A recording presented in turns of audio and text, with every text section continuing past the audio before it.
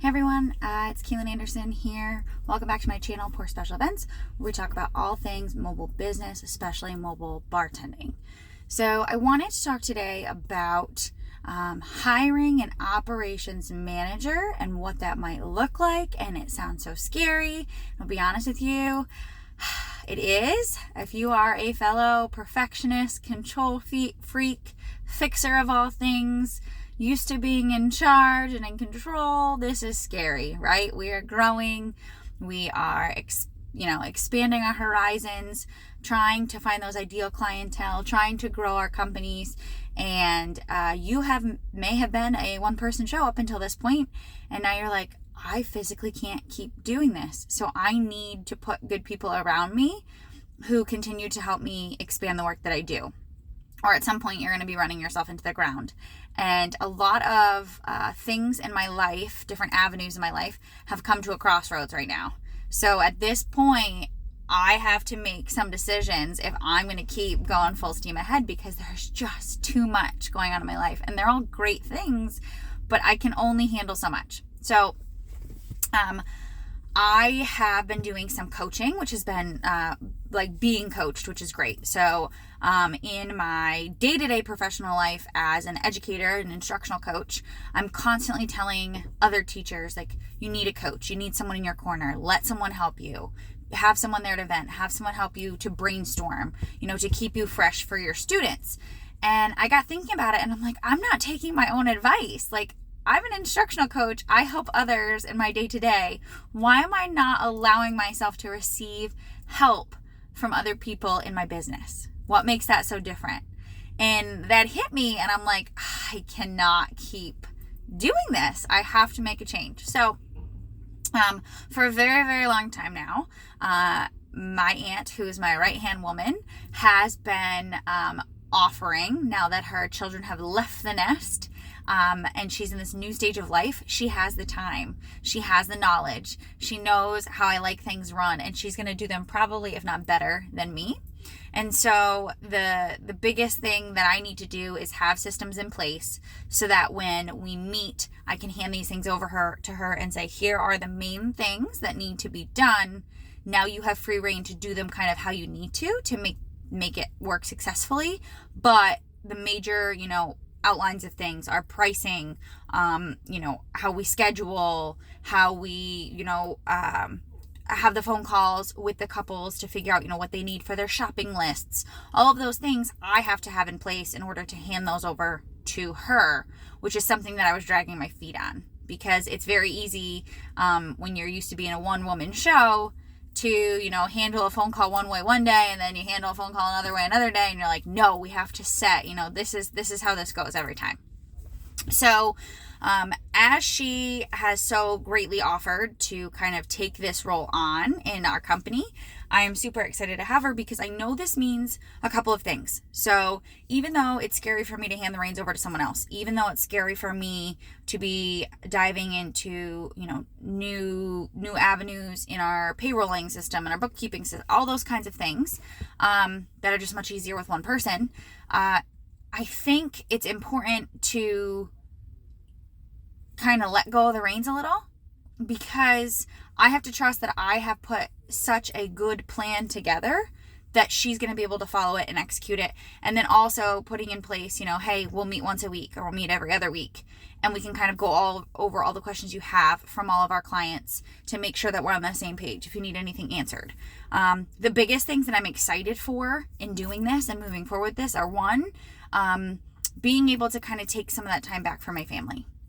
So when I reflect on why I even started my company, it was to help my family get ahead. That was one of the big things. Another big thing was obviously, extra money for my family. So that way we don't have to worry about making ends meet off of one, W-2 role. And so the better team I have in place, the more we can take on, because it's not just me. So I need to learn how to let go a little bit to make sure that we can move forward and grow as a company, because I can only do so much. Especially now that my kiddos are getting older, I need to be there for them. I need to be able to take them to the places they need to go, and I can't be at events every single weekend and still do those things for my family. So you have to kind of see where your life is taking you, what direction you're going in, and then figure out how best to kind of tailor your company to the direction that your life is going. Because ultimately, if you don't allow people to help you, if you don't put good plans in place for how you do things, you're going to get burnout. Okay. I get emails 24/7. I get phone calls 24/7. I am now getting, which is phenomenal, and I'm so thankful, but super overwhelming, wonderful emails and DMs and all this stuff from all of you who are viewing this channel saying, hey, like, you're a real person. I wanted to reach out. I loved this video, or I had a question about this. I want to be able to respond. I want to be able to have a minute to say, like, absolutely, thanks for watching. You know, I'm so proud of you wherever you're at in this journey. I want to be able to be there for you. I want to be your coach, your helper. And I can't do that if I'm working in the business. I can't run the business if I'm working in the business. So, very excited about getting my company really set, organized, tailored to where I can kind of let those reins go a little bit, hire an operations manager, and really go full steam ahead with, you know, vetting our clients. I've talked about this in a lot of other videos. Who is your ideal client? Not every client at a certain point in your life is going to be the best client for you. You don't need to take everybody. You need to take the right clients. So getting to that point of, you know, really marketing ourselves and vetting for our perfect clients to really have the best experience we can possibly have as a company, but for our client, and just keep ourselves growing. Another thing that I have on the horizon too is hiring a social media manager. So again, if you are lucky enough to have extended family or very close friends, this can go two ways. So I'll kind of briefly touch on this. First of all, you need to make sure you have clear boundaries. If it's something that they're going to do for you, you know, a little bit, see how it goes. Awesome. My biggest thing is my family comes first. Okay. So no business, no money, no nothing will ever become between the relationship of my family and myself. It's not that important. That defeats the whole purpose of what I'm doing if that becomes a problem. So you really have to be careful with who within your family you're hiring and how you're hiring them and what those lines of communication are. And then from there, if your extended family is all on board and they have skills that can totally benefit the business, hire them. You trust them. They love you. You love them. Bring them in. Help everybody in your family win. And that's like my biggest thing. That's what I get excited about. I want everybody to win. I want everyone in my family to have like a piece of the pie if we can. So that's my goal. So I have a cousin who is awesome. She's phenomenal with social media. I literally creep on her accounts every day and her followers just go through the roof overnight because she's so active in this online space and in these online communities on TikTok and on Instagram and on Facebook. And I'm like, I love it. And she's doing great.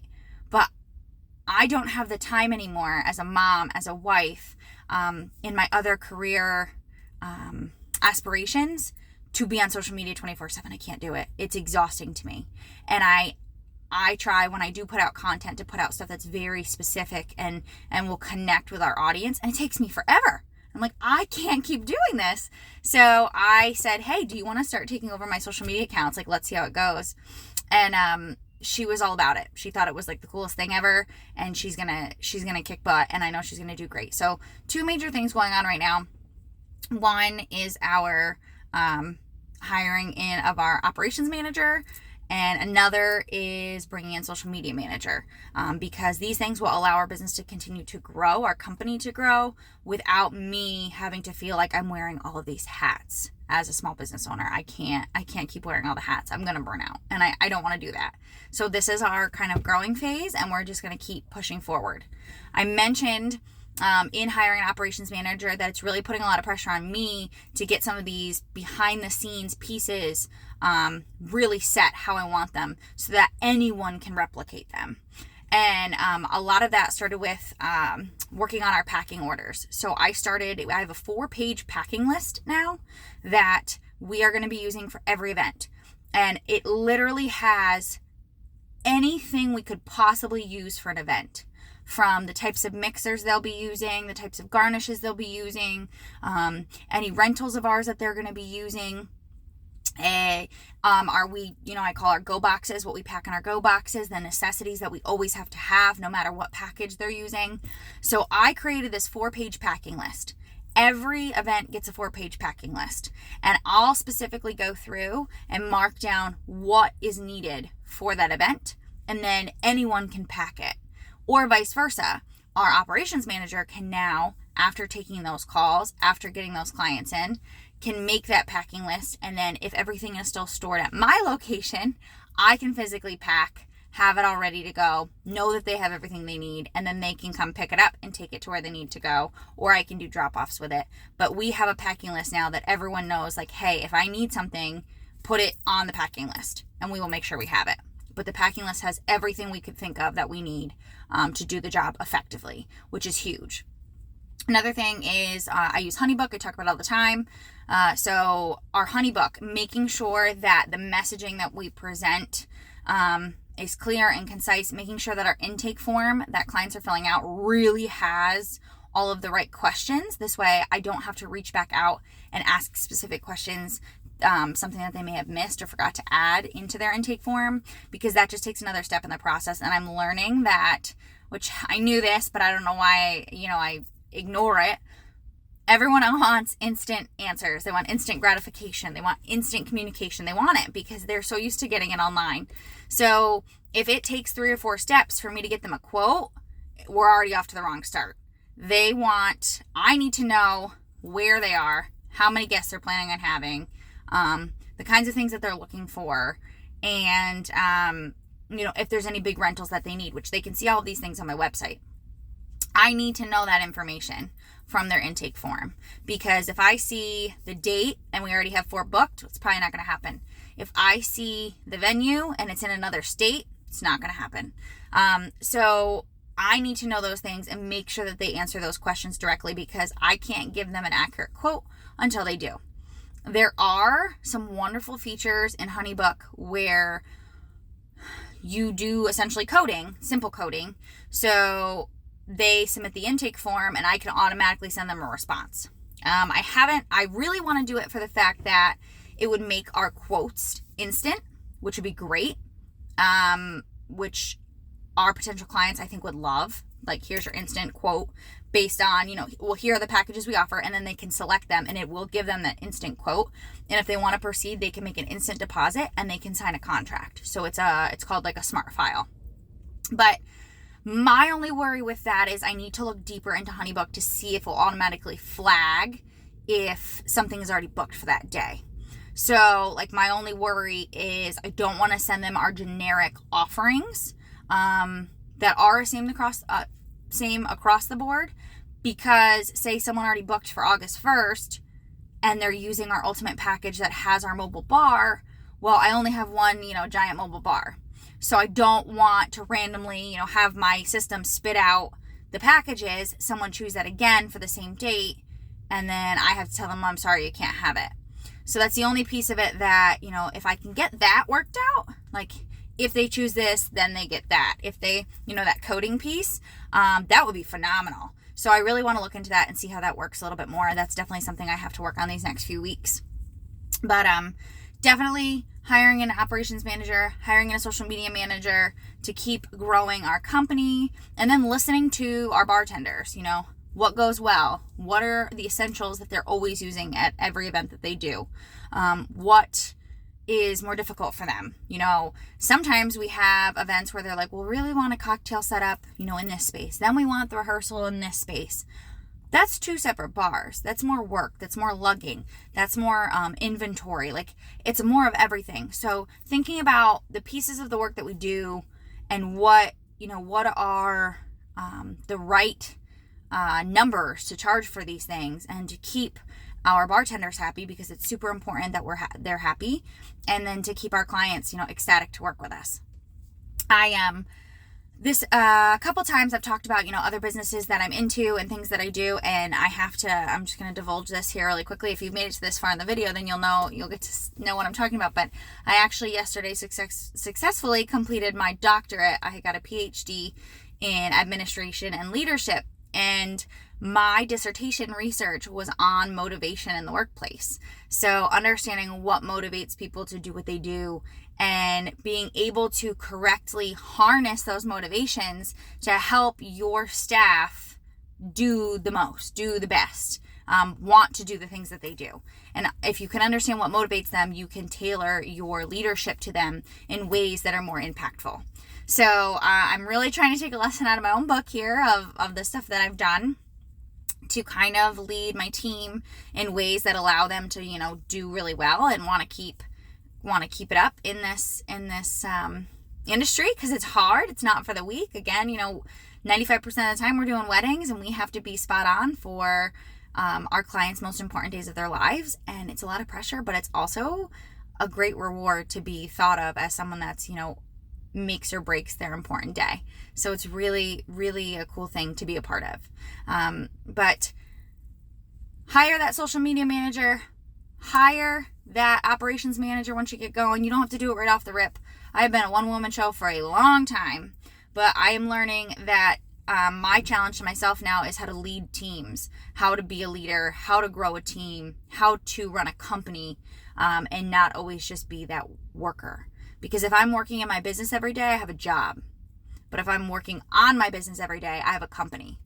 And if my company can run itself and I can go take my family on vacations or even just experiences with them, that's a game changer. And that's what I'm really trying to do, because I love what I do. I love being a part of this community, but ultimately, we need that time for ourselves and for our family and to really take care of those around us. And I feel like that is the best way I can do it. So thank you all for watching. Again, if you enjoy these videos, please comment, share any questions that you have with me. I always try to use them for inspiration for new videos. I definitely have more coming. I have ones that I've recorded and I just need to get them posted. And hopefully now that my doctorate is complete, after 10 years of work, a bachelor's, a master's, and my doctorate, I can finally just focus on this company and growing, and it's an exciting time. So I'm eager to kind of keep moving forward. But hit that subscribe button. Let me know what questions you have, and I will be talking to you soon. Have a great day, everyone.